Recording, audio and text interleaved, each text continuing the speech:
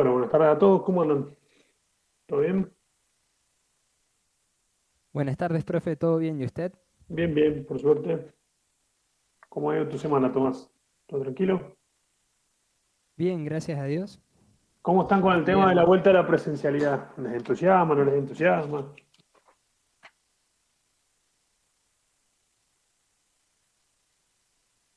Sí, profe, porque sinceramente se presta más atención en la clase. Va, al menos a mí me pasa que teniendo a usted de frente se presta mucho más atención. O es más fácil, no sé. Sí, puede ser. Salvo la parte en la que me tenés que tener a mí enfrente. A veces no es tan agradable. No, no, sí, pero en realidad creo que el foco de atención es un poquito más mejor en la presencialidad. Y el intercambio de ideas o de pareceres también es un poquito más fluido.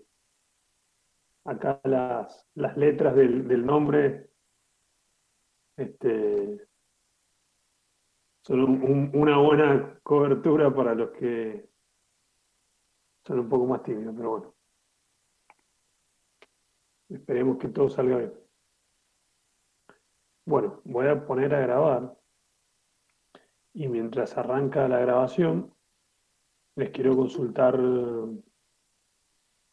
si tienen dudas respecto de lo que hablamos el jueves pasado de control interno.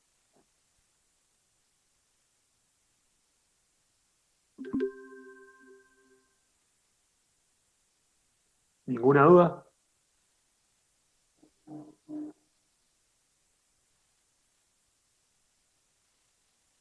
Bien, No, profe, todo claro. perfecto. Gracias, Agustina, por contestar en el chat. Bien, todos pudieron bajar les puse a disposición el material de la clase de hoy. Lo tienen a mano, lo pudieron bajar. Y el de la clase pasada, en función del comentario de uno de sus compañeros, lo cambié porque había una filmina, no sé si la tercera o la cuarta, en donde no quedaba, o sea, quedaba tapado por ahí, por el objetivo, la definición de control directivo y restrictivo. Así que las cambié para que se viera bien.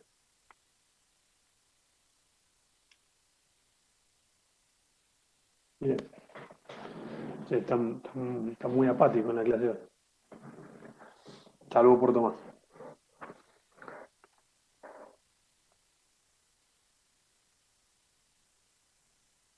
Bien, estimo que no va a entrar mucha más gente. Muy jueves, sí, ¿ah? Muy jueves, sí, medio nublado, medio raro. Pero bueno, hay que arrancar.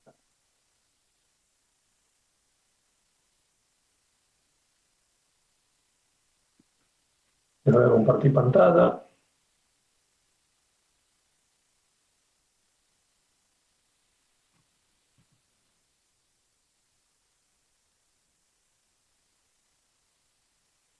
Cerré la cámara mientras se va compartiendo.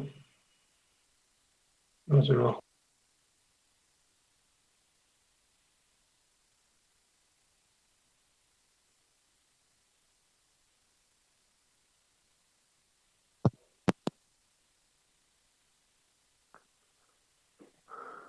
Muy siesta, sí, tal cual, Gisela, muy siesta, demasiado siesta. Bueno, y la verdad que por ahí cuando, entre que es jueves, está nublado, es siesta y estamos cada uno en nuestras casas, es como que es más difícil seguir, ¿no?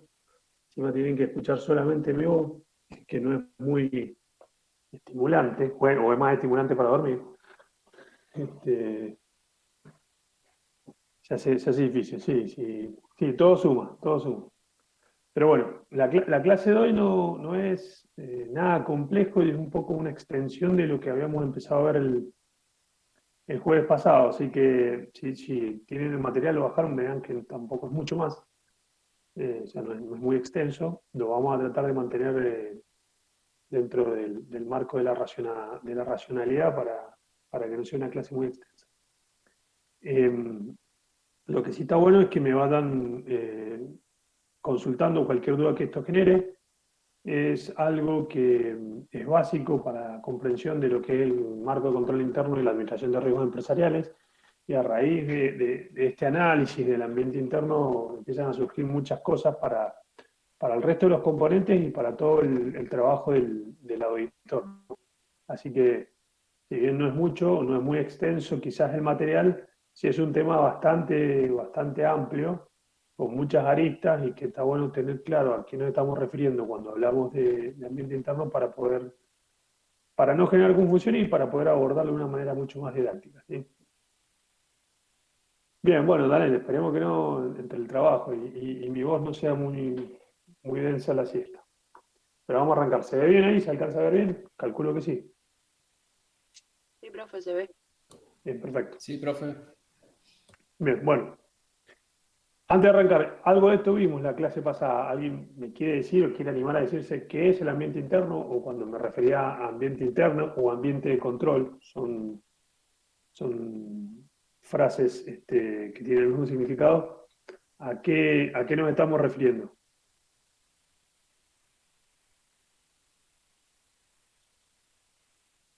Habíamos dicho un poco la inclinación de la gerencia hacia el control, digamos.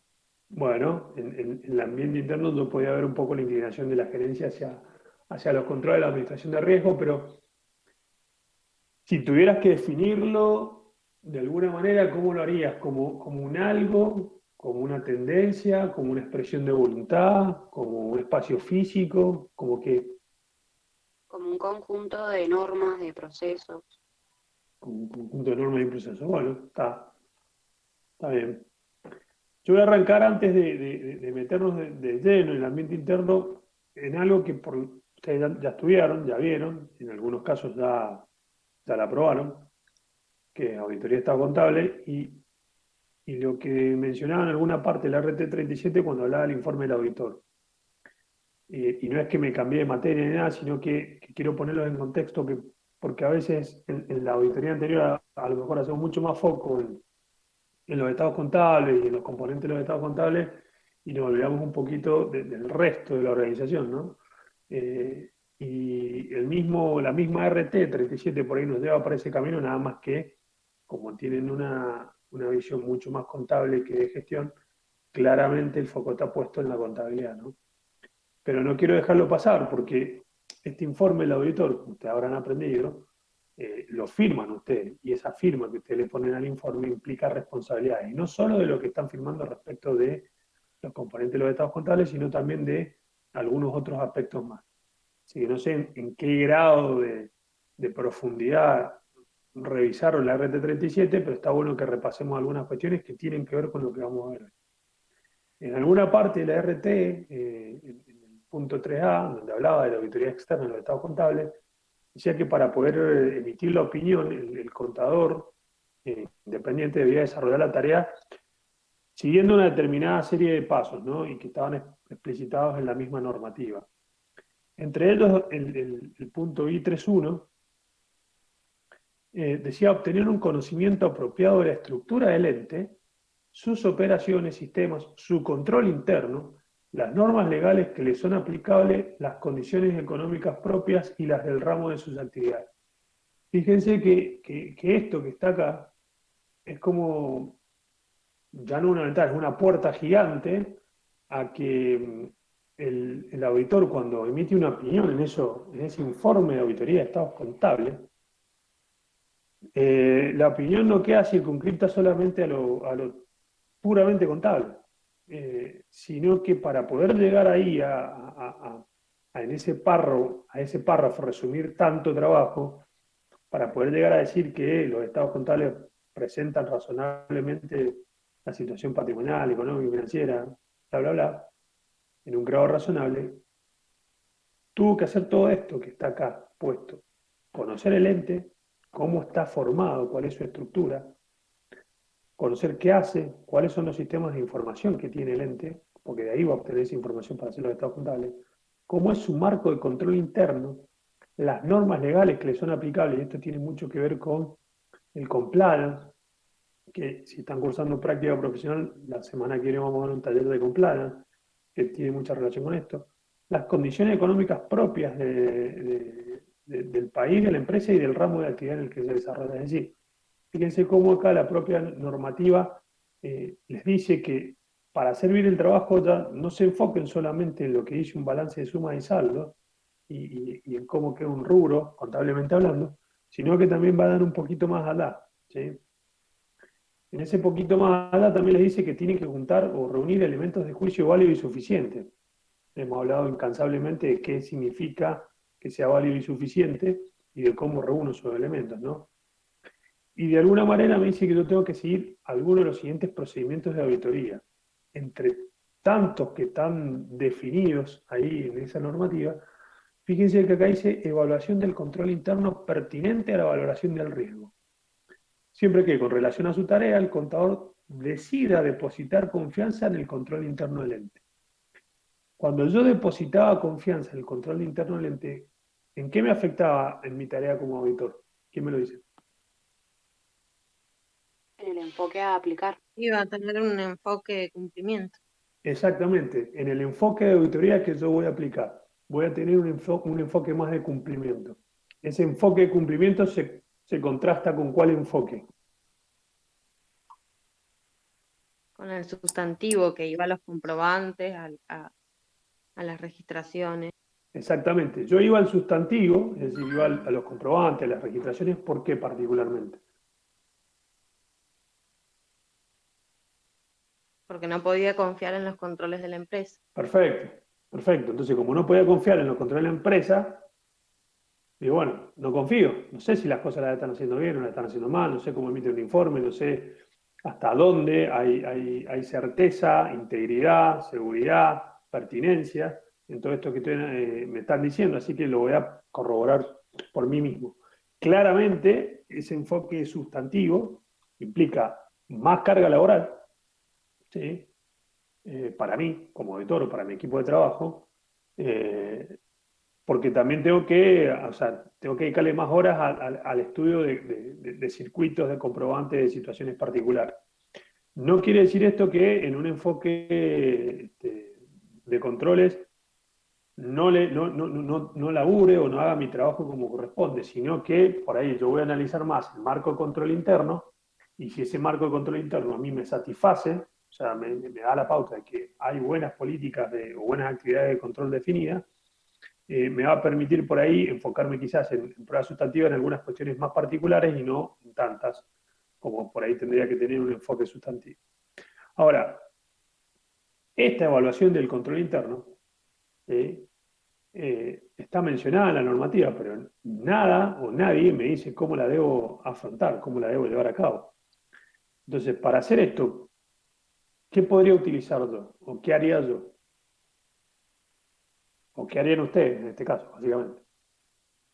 Si tengo que valerme o tengo que satisfacerme de que el sistema de control interno de la empresa y la valoración que hacen del riesgo de la empresa es bueno como para que yo pueda depositar mi confianza en ese sistema y no haga pruebas sustantivas. ¿Cómo evalúo ese control interno? ¿Sobre la base de qué? Profe, podríamos ver los manuales de procedimiento, realizar observaciones, entrevistas y ver cómo funciona. Bueno, vería los manuales de procedimiento. Observaciones ¿qué observarías? A ver, Tomás, está bueno lo que está diciendo.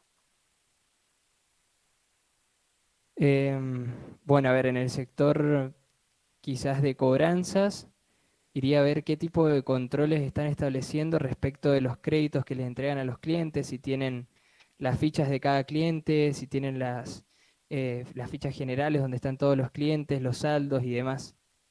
A ver si tienen un Bien. control. Ahí está bien lo que está diciendo, pero te estás dando cuenta que hay una línea muy fina entre ir a validar que los controles existen y hacer una prueba sustantiva, ¿no? Porque, o sea, Claro. hasta dónde te satisfaces vos, bueno, está bien, sí, existen los controles, me quedo tranquilo, listo. No hago un enfoque sustantivo, sino que me voy a un enfoque de cumplimiento, pero al mismo tiempo, para llegar a satisfacerme de que la evaluación de control interno de la empresa es bueno, estoy viendo si las fichas están, si están bien anotadas, o sea, fíjense que no es tan marcada la línea por ahí a veces, y a veces perdemos el objetivo y podemos terminar haciendo pruebas sustantivas para validar el marco de control interno. Ahí Sara dice que haría un relevamiento de los controles y ver si funcionan. ¿Y cómo hacer un relevamiento de los controles, Sara?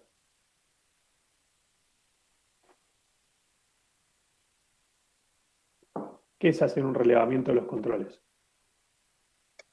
Profe, hay que identificar aquellos controles que están relacionados con las afirmaciones en los estados y que son controles clave. Y después, Bien, sí, está bien, perfecto. Tengo que bien, identificarlo. ¿Cómo hacer para identificarlo? y primero tienen que estar relacionados con una afirmación de los estados contables. Y por otro lado, tenemos que ver cómo aplica la empresa ese control.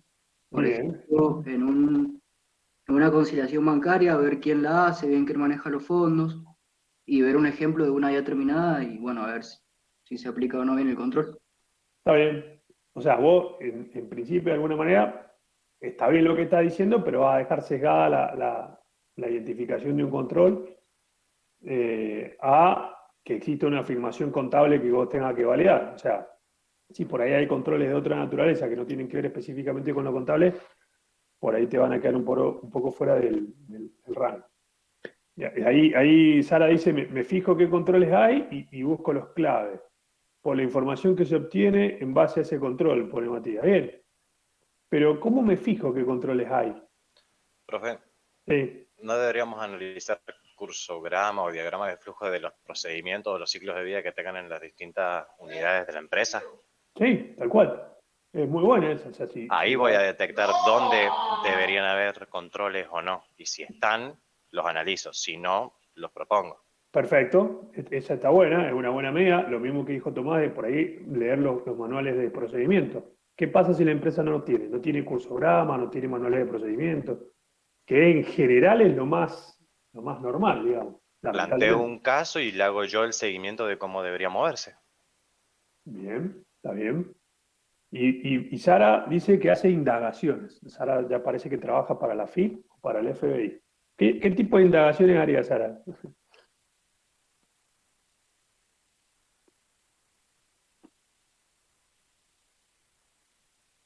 Hago preguntas a la persona en la empresa. Esto está bueno. Me imagino llegando así con un sobre todo, un sombrerito, vengo a hacer preguntas, porque necesito saber dónde están los controles y necesito identificar los controles claves, porque si no, mi trabajo cambia sustancialmente. Eh, está bien todo lo que están diciendo, pero fíjense que es muy difícil. Quizá sí, en un curso gramo, en un manual del procedimiento, yo lo puedo ver más fácil al control, ¿no? Pero no siempre pasa eso. Ahí está, me gustó Matías, por la documentación que maneja la empresa. Si hay cosas documentadas, es más fácil ir a encontrar el control quizás, porque, valga la redundancia, existe el documento en donde está escrito. Después que ese control realmente se esté llevando a cabo, sea eficiente, bueno, son dos mangos aparte. Pero por lo menos tengo evidencia en algún lado de que el control existe. Si no tengo esa evidencia, que es la mayoría de los casos, tendré que ponerme a ver yo, de alguna manera, si ese control existe o no existe. Y acá es donde estamos todos con el dilema. Bueno, ¿qué hago? ¿Cómo hago para saber si los controles existen o no existen? Entonces, me pongo el overol, el sombrero y empiezo a hacer preguntas, voy caminando en la empresa y me transformo en una especie de investigador. Pero está claro que yo tengo que, de alguna manera, en algún punto de mi trabajo de auditor, evaluar el control interno, ver la valoración del riesgo que ha hecho esa organización. Y en este caso, el de la RT37 me lo va a acotar siempre a mi función como auditor de estados contables, nada más. En nuestra función de auditores internos, o auditores de sistema, nuestro trabajo es un poquito más amplio porque no solamente tengo que ver los aspectos contables, sino tengo que ver otros aspectos más, ¿no? Pero fíjense que ya la propia normativa me dice que yo tengo que hacer esto, pero no me dice en ningún momento cómo hacerlo. Y en función de lo que hemos estado hablando, no queda muy claro cómo lo tengo que hacer. O sea, no lo tenemos tan incorporado, ¿no? Fíjense que en el mismo informe, en la parte de la responsabilidad del auditor, se expone que los procedimientos que yo seleccioné dependen de mi juicio como auditor, incluido la valoración de los riesgos de incorrecciones significativas en los estados contables. Esto siempre está acotado a los estados contables, pero fíjense cómo esa valoración de los riesgos y de las incorrecciones significativas de los estados contables son un problema o una definición que tengo que tener muy clara al momento de hacerme responsable del informe que estoy firmando, ¿no? Al efectuar dichas valoraciones del riesgo, el auditor tiene en cuenta el control interno. Si yo no puedo valorar el riesgo, si no he visto, si no he analizado, si no he estudiado, si no he indagado sobre el marco de control interno que la organización tiene. ¿Sí? Está claro que, de nuevo, acá el sesgo está puesto en que ese control interno está relacionado con la preparación y la presentación de los estados contables. Entonces, trata de asegurarse el informe de que yo como auditor haga mi evaluación de controles y mi valoración del riesgo, siempre sesgado a la forma en que se emiten los estados contables, porque ahí es donde yo voy a tener las afirmaciones contables que estoy tratando de validar con este informe. Pero fíjense que hoy en día es muy difícil, para mí no solamente hoy en día, para mí siempre ha sido difícil, o debería serlo al menos, hacer una segregación tan tajante o tan taxativa entre la información contable y toda la gestión de la organización. O sea, hemos tenido una cultura en donde la contabilidad tiene una entidad propia casi en la facultad, y es lo más de lo más, cuando en realidad la contabilidad debería ser una herramienta para el contador, para el dueño, para el Estado, para todos los usuarios de la información contable, ¿no? Todos esos usuarios que están mencionados en la RT16. Entonces, esa segmentación tan particular que venimos haciendo a lo largo de la carrera, de que la contabilidad tiene casi un espíritu propio, e incluso a veces queda muy, y lo habrán visto, no sé, en técnica impositiva, cuando armaban un balance impositivo a partir del balance contable, donde a veces terminaba totalmente diferente del balance contable, en donde ven en el análisis o en el control de gestión que a veces la contabilidad con sus normas de medición a valores históricos o algún criterio de medición un poco más particular termina separando a la empresa o a la medición de la realidad económica de la organización. Entonces, fíjense cómo eso que por ahí acá se plantea de una manera tan distinta, tan diferente, en realidad no debería ser tal. La información contable es una consecuencia y es una herramienta de toda la gestión, de todo el movimiento, de todas las actividades que realiza la organización. ¿Sí? Me permite tener todo este sistema contable información referente a lo económico, a lo financiero y a lo patrimonial, pero eso económico, financiero y patrimonial no es un ente escindido de toda la organización, sino que es propio de la organización. Entonces, el marco de control interno lo tengo que tener en cuenta según esta RT, la valoración de riesgo también, siempre con el seguro de estado contable, pero no se olvide que eso está dentro de una organización que realiza más o genera más información que la meramente contable. Entonces, implícitamente en esto, y a esto es donde quiero llegar, en ese trabajo de auditoría que veníamos haciendo, quizás en el semestre pasado, solamente enfocado en la contabilidad, estábamos haciendo un análisis del marco de control interno y una valoración de los riesgos de la organización, pero al mismo tiempo que lo tenemos que hacer, nadie nos dijo cómo hacerlo específicamente. Y en la discusión que hemos tenido, eso de hacer investigaciones, indagaciones, preguntas, ir, ver, fijarme, encontrar el control, leer cursogramas, leer manuales de procedimiento, hay criterio, hay juicio, que ustedes han ido formando, pero no hay un procedimiento. ¿Sí? Entonces, lo que pretendo es ver que valoren o pongan en valor esto del ambiente interno que les va a permitir de alguna manera hacer una evaluación, una primera evaluación del marco de control interno de las organizaciones, mucho más eficiente o más objetiva, que a partir de ahí me permita a mí después basar mis opiniones sobre la base de este primer análisis. ¿Sí? De esto primero hay conceptos que son de interés y que son claves. Primero el control.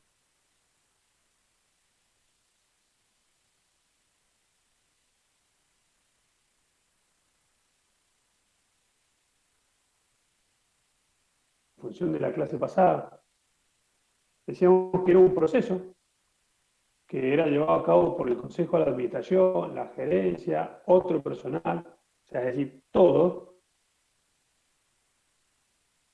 de seguridad razonable sobre el logro de los objetivos. Y esos objetivos estaban relacionados con las operaciones, con los reportes y con el cumplimiento. Fíjense que ese grado de seguridad razonable es un concepto que ustedes ya manejan, porque en su opinión en el informe de auditoría de estados contables era razonable, había una razonabilidad. Ustedes no podían opinar sobre todo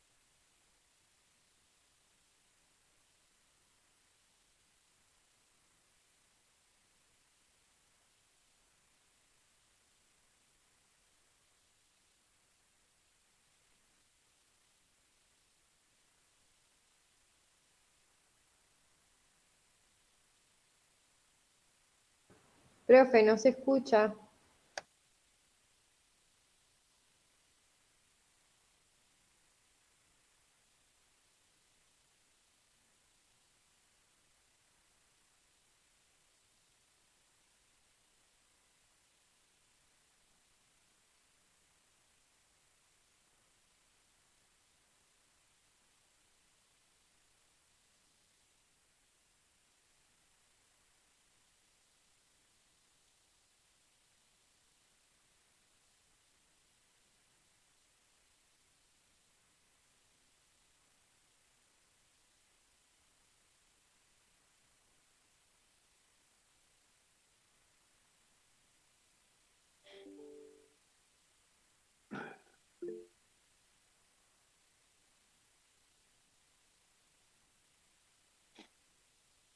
Ahí está, volví. ¿Se me escucha ahora?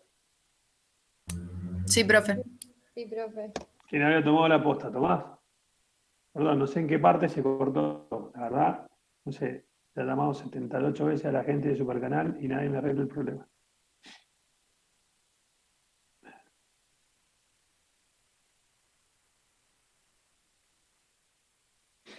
Está hablando del control interno. Sí, sí. Ahí estamos. Profe, llegó a decir, digamos, hasta la parte de que es un proceso que se lleva a cabo por todo el personal y ahí se empezó a trabar muchísimo. Bien, perfecto. Voy a hacer una cosa que no debería hacer, pero bueno, dada la particularidad de mi conexión. Ese es mi número de celular, ¿sí? Si se me vuelve a cortar, bueno, no me doy cuenta tan rápido, alguno me escribe un mensaje y me dice, profe, está hablando, dejé de hablar solo porque nadie lo está escuchando.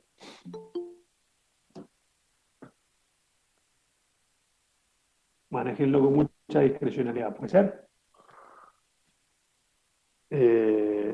Bien, ahora sí, estamos todos, ¿me están escuchando? ¿Algún sí para validar? Sí, profe, estamos. Perfecto, perfecto. Bien, les decía que el control interno, repasando lo que habíamos dicho en la clase pasada, era un proceso que lo hacían todas las personas de la organización, no solamente uno, no solamente la gerencia, y que ese proceso estaba diseñado para darle un grado de seguridad razonable en el cumplimiento, en el logro de los objetivos, de operaciones, reporte y de cumplimiento. Ese grado de seguridad razonable ustedes ya lo tienen incorporado de auditoría de estados contables, o sea, ustedes opinaban razonablemente sobre el contenido de los estados contables porque no podían hacer una validación del 100% de las afirmaciones de los mismos. Entonces, ese marco pensado para darme un grado de seguridad razonable en el logro del objetivo de toda la organización, necesariamente abarca, o incluye a los estados contables. Entonces, cuando el RT 37 me dice que yo tengo que hacer una valoración del marco de control interno y de los riesgos, ¿sí? Más allá del sesgo que le pone a la información contable, me está diciendo, flaco, tenés que estudiar o analizar o evaluar el marco de control interno de toda la organización. Porque todo lo que genera la organización tiene que ver con la organización. O sea, todo lo que hace tiene que ver con la organización. Nos hemos enfocado solamente en lo contable por una cuestión de nuestra naturaleza o de la naturaleza de la profesión que estamos estudiando, pero la contabilidad no lo es todo.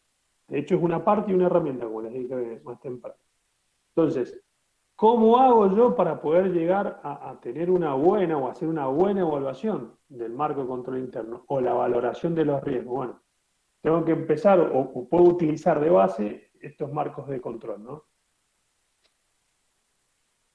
El marco de gestión de riesgo, que lo van a ver con la profesora Yunta, lo que hizo respecto del marco de control interno es poner a la organización en un contexto mucho más grande. O sea, la dejó de hacer ver hacia adentro, que como yo le había dicho en la clase pasada, dejó de preocuparse solamente de lo que pasaba adentro, sino que también incorporó lo que podía pasar por fuera, ¿no? Y hace hincapié o pone foco en lo que es la gestión de los riesgos y de los objetivos estratégicos. Cuando yo defino los objetivos de la organización y cuando yo defino la estrategia, hay riesgos que están asociados necesariamente a esos objetivos y a esa estrategia. Entonces, no puedo hacer una valoración del riesgo sin considerar esos objetivos que yo me planteo desde lo operacional y de lo estratégico para el cumplimiento de lo que yo me propuse con esa empresa, ¿no? Entonces, todo esto incorporado, todo esto, estos dos marcos, trabajando en conjunto, porque no son excluyentes, me permiten a mí poder hacer ese análisis o esa evaluación del control interno y la valoración de riesgo que tanto necesito para poder sustentar las opiniones que yo genere. En el semestre pasado solamente enfocado en el estado contable y ahora en esta materia en las opiniones que yo tenga respecto de los diferentes circuitos y procesos que vaya estudiando en la organización. ¿Sí? Bien, entonces nos metemos directamente en el ambiente interno. Les dije, ambiente interno, ambiente de control, son sinónimos, son expresiones para lo mismo, son similares expresiones para lo mismo. ¿Sí?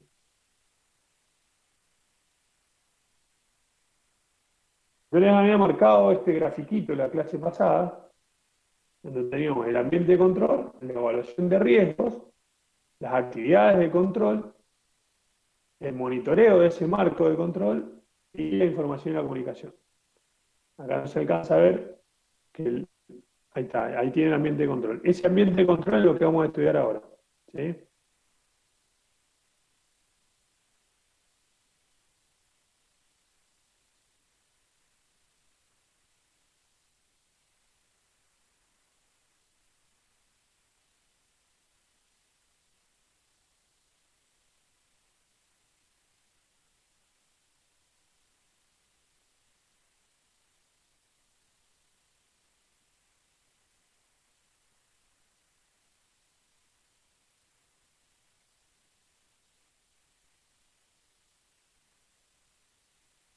¿Se cortó?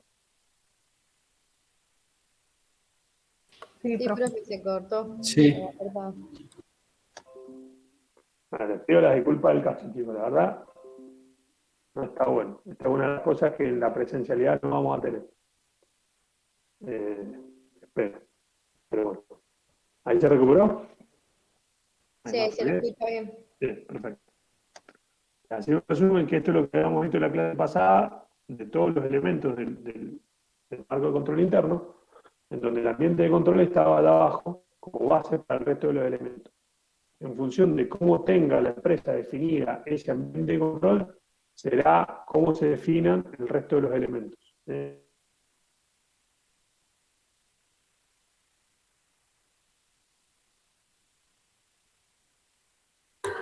cortó, profe.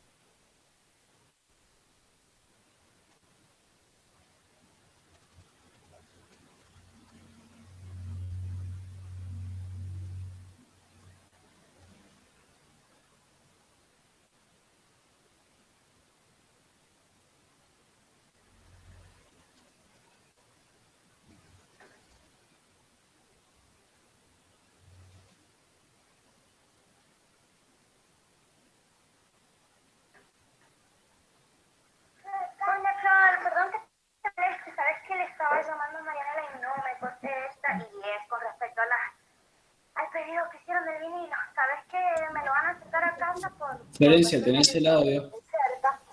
Y